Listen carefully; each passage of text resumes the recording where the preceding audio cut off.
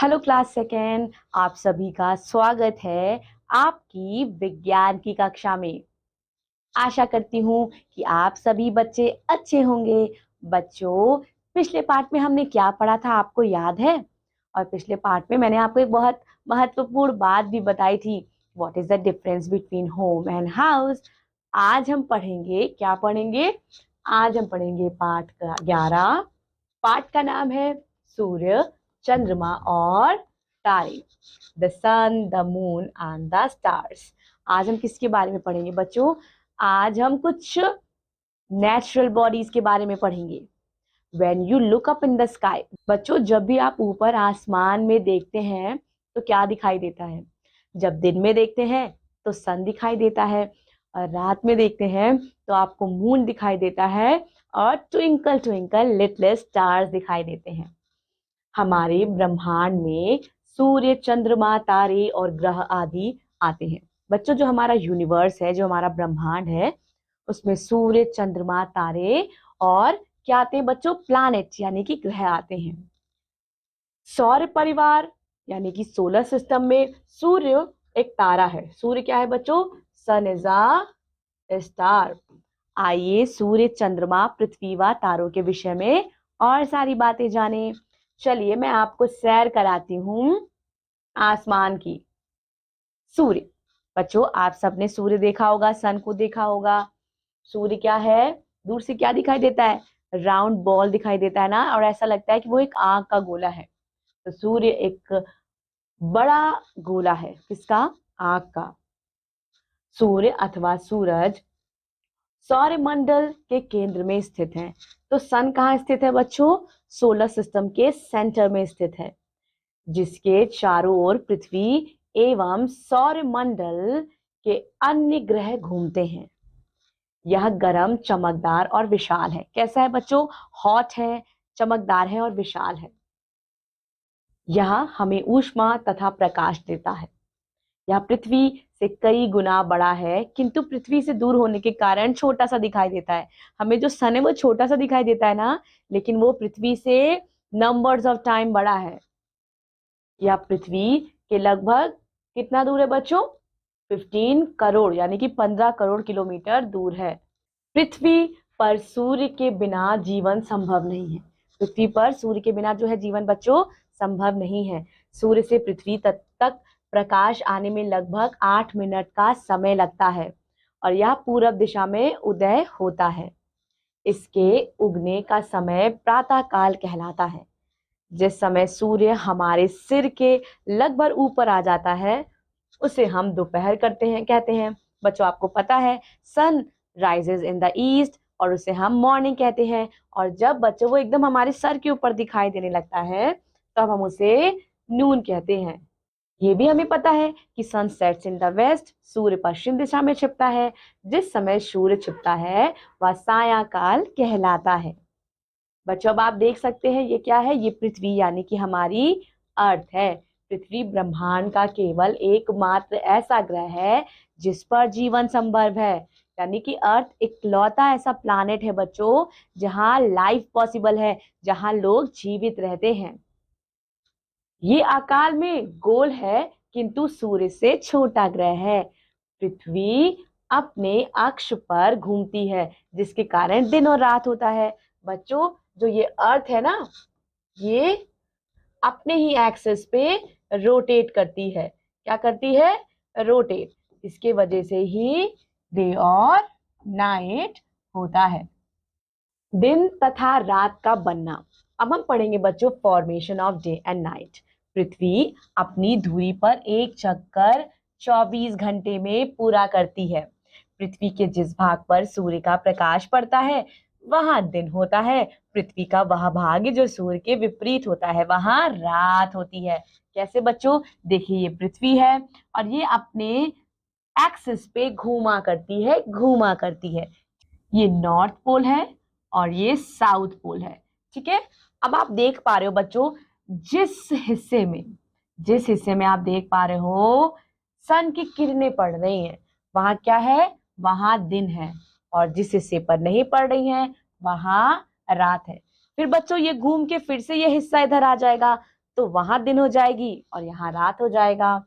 चलिए बच्चों, अब हम पढ़ेंगे चंद्रमा के बारे में। यहाँ आप देख सकते हैं कितना सुंदर सा चंद्रमा आपको दिखाई दे रहा है। चंद्रमा जो है वो अंतरिक्ष में पृथ्वी का निकटतम पड़ोसी है।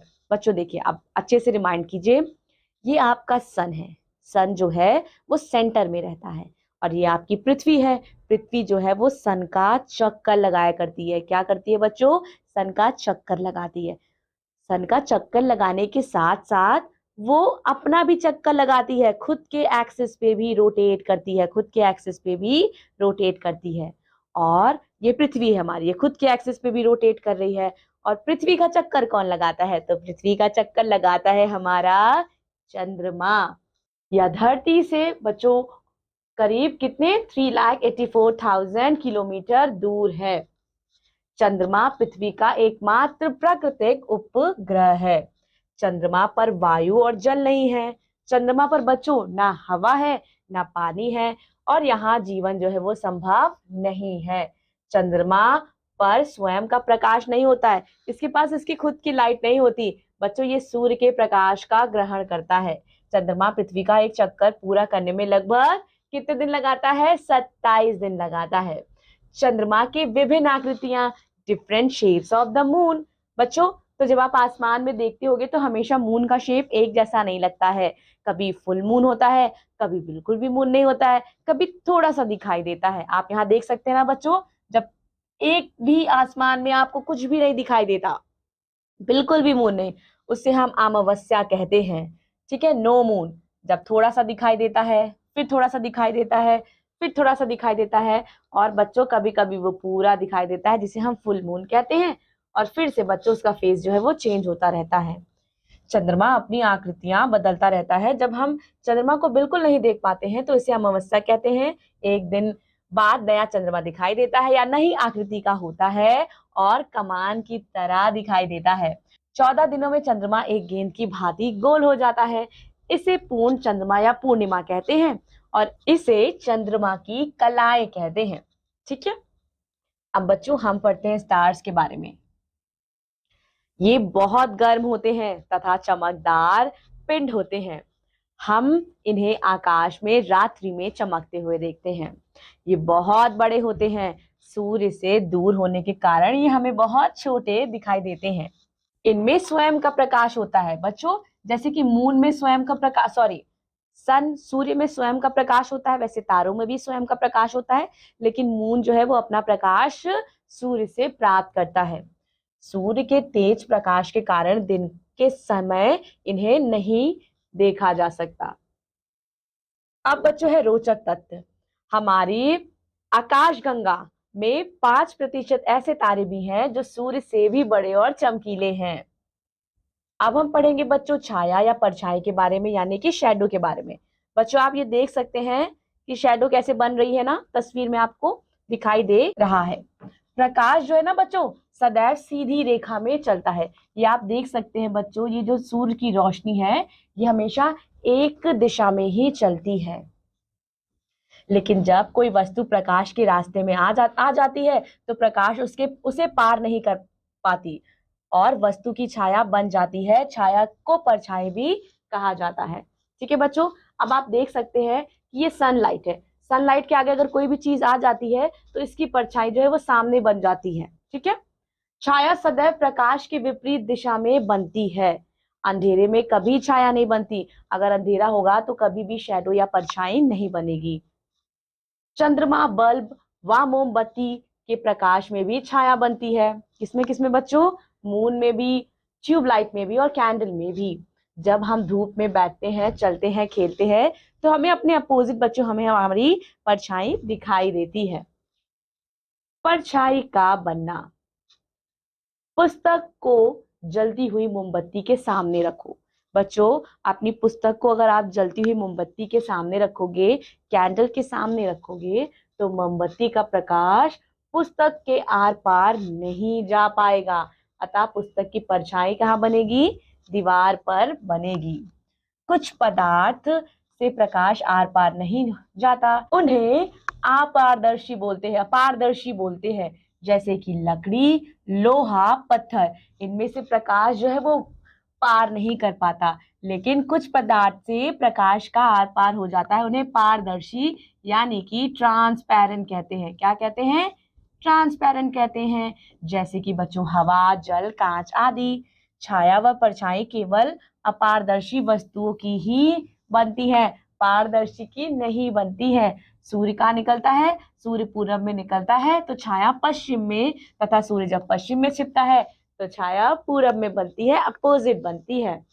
चलिए बच्चों, पाठ के महत्वपूर्ण तथ्य को पढ़ते हैं। सूर्य क्या है? एक आंख का बहुत बड़ा गोला है। वस्तुओं को देखने के लिए हमें प्रकाश की आवश्यकता होती है। चंद्रमा पृथ्वी से अत्यधिक छोटा है। चंद्रमा पर जीवन नहीं है। बच्चों, there is no life on the moon, life is only possible on our अर्थ।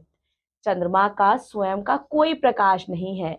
पृथ्वी का एक चक्कर पूरा करने में चंद्रमा लगभग 27 दिन का समय लेता है। बच्चों, आपका पाठ यही समाप्त होता है। आई होप आज आपने मेरे साथ बहुत सारी बातें सीखी कि सूर्य क्या होता है, चंद्रमा क्या होता है, तारे क्या होते हैं, और बहुत सारे रोचक तथ्य भी पढ़े। पाठ को अच्छे से अभ्यास कीजिएगा, अच्छे से रिवाइज कीजिएगा। मैं आपसे मिलूंगी अब आपकी अगली कक्षा में। तब तक के लिए बच्चों अपना ख्याल रखिए, खुश रहिए, अच्छे से पढ़ाई कीजिए। Thank you so much. Love your nature. प्रकृति से प्यार करिए। धन्यवाद।